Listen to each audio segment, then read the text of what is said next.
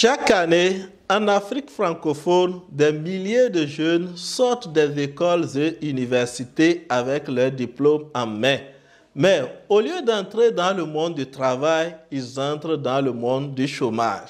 Et la question est simple. Ce système, est-ce Dieu qui l'a créé ou bien ce sont des hommes qui l'ont fabriqué? Pourquoi, si ça ne marche pas, on refuse de le changer? C'est donc à ces questions que nous allons répondre tout au long de cette vidéo. Restez jusqu'à la fin de la vidéo, car la réponse à notre dernière question est le cœur même de notre message. Et si vous n'êtes pas encore abonné à la chaîne, je vous invite à vous abonner, à liker la vidéo et à la partager. Commençons avec un constat brutal. L'école, au lieu d'être une fabrique de talents et de solutions, c'est devenu une machine à produire des chômeurs. Et les gouvernants, les décideurs et les promoteurs des écoles font semblant de ne rien voir. Ils laissent donc la situation perdurer. Et conséquence, ce sont des jeunes bourrés de diplômes mais incapables de créer leur propre emploi. Des familles qui s'appauvrissent pour payer des études sans lendemain.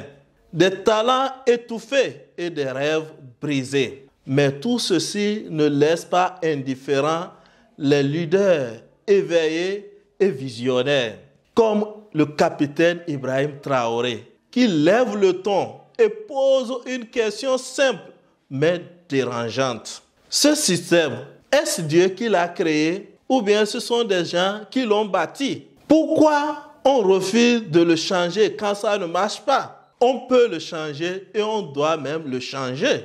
La vérité, c'est que les données ont changé. Les réalités ne sont plus les mêmes. Mais l'école, elle est restée coincée dans un modèle colonial caduque et dépassé. Beaucoup de gens disent que si les jeunes sont aujourd'hui au chômage, c'est qu'ils ont mal choisi leur filière. Ou bien, ils ont suivi la masse pour faire des études inutiles. Mais si cela est vrai en partie, ça n'explique pas la situation de chômage que nous traversons aujourd'hui dans nos pays africains. Sinon, comment comprendre en ce 21e siècle que quelqu'un qui a fait la télécommunication finisse et se retrouver au chômage? Ou bien quelqu'un qui va faire l'agronomie dans un pays où l'autosuffisance alimentaire est encore un problème, finit et se retrouve au chômage.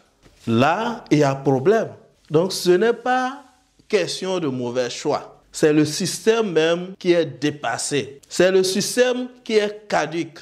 On continue toujours d'enseigner des techniques dépassées, de préparer des jeunes pour des emplois qui n'existent plus ou qui ne recrutent plus.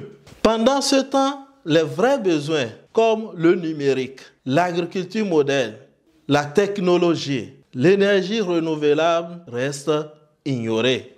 Le problème, ce n'est donc pas l'orientation. C'est le système même qui refuse d'évoluer avec son temps. Alors, la question qui se pose présentement, qu'est-ce qu'on doit changer dans un tel système?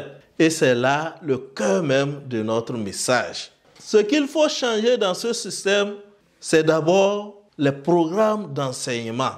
On continue toujours d'apprendre aux élèves des choses qui ne servent plus à résoudre nos problèmes en Afrique, comme la Première Guerre mondiale. Il faut donc intégrer dans notre programme de formation l'agriculture moderne parce que nous avons le problème d'autosuffisance alimentaire, le numérique, l'énergie renouvelable, l'industrie locale, tout ceci pour résoudre le problème du chômage des jeunes. Ce qu'il faut encore changer dans le système, c'est le temps scolaire. Les jeunes passent 8 heures à 10 heures de temps par jour assis sur des bancs pour réciter et mémoriser. Cette masse de temps écrase leur créativité et ne leur donne plus la main de faire autre chose à côté des études. Le sport, l'agriculture, le commerce et les métiers pratiques. L'école doit donc libérer du temps pour l'entrepreneuriat, les ateliers et la découverte des talents. L'autre chose qu'il faut encore changer dans le système scolaire, c'est la formation des enseignants. Il faut donc investir dans la formation continue des enseignants et dans les outils modernes. Sinon, on ne peut pas demander à quelqu'un d'incarner une nouvelle vision, alors que lui-même, il est prisonnier de l'ancien modèle. Toujours pour un véritable changement du système, l'école doit s'ouvrir à la communauté et prendre en compte les besoins réels de la société, tout en encourageant des projets concrets dès le jeune âge, comme l'agriculture, l'artisanat, le commerce, l'entrepreneuriat et j'en passe. Alors, Africains, il est temps d'ouvrir les yeux. L'école telle qu'elle est actuellement n'est pas faite pour former nos jeunes, nos enfants à relever nos défis de demain. Il est donc temps de créer un système qui libère, une éducation qui crée des entrepreneurs, des inventeurs, des bâtisseurs et non des diplômés chômeurs. Le chômage des diplômés n'est pas une affaire de mauvaise orientation.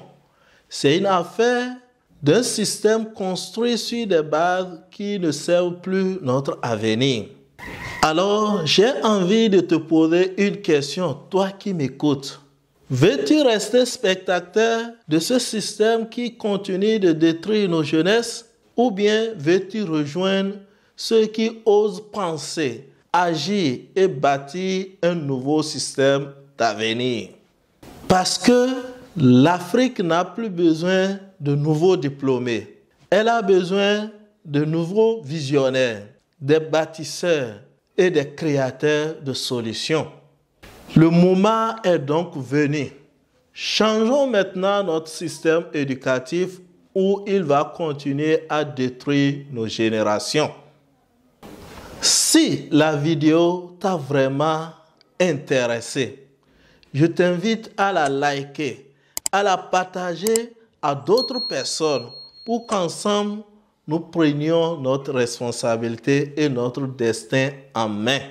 C'était votre coach de l'éveil et de la puissance en coaching et développement intégral, Uzair Mohamed Bakobi. Et comme toujours, agissez car vous serez payé pour ce que vous faites et non pour ce que vous connaissez.